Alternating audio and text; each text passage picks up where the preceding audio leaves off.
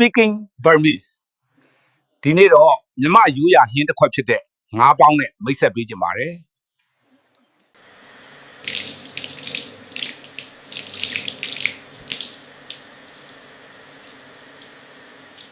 ဂျင်းကြက်တုံပြူငရုတ်သီးကိုအရင်လှီးမယ်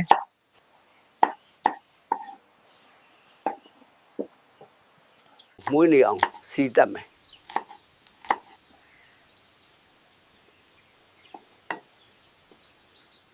စီလေးပူလာပြီဆိုတော့ဂျင်းနဲ့ကြက်တုံပြူလေးအရင်စီးတတ်မယ်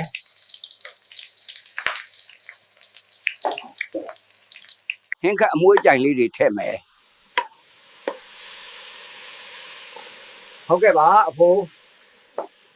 ကဲငါမြေကြီးငါးလေးကိုဖြည်းဖြည်းလေးမှွေပေးမယ်နော်ချက်နီးကတော့အရန်လွယ်တယ်သမီးရဲ့ဟုတ်ကဲ့ပါအဖိုး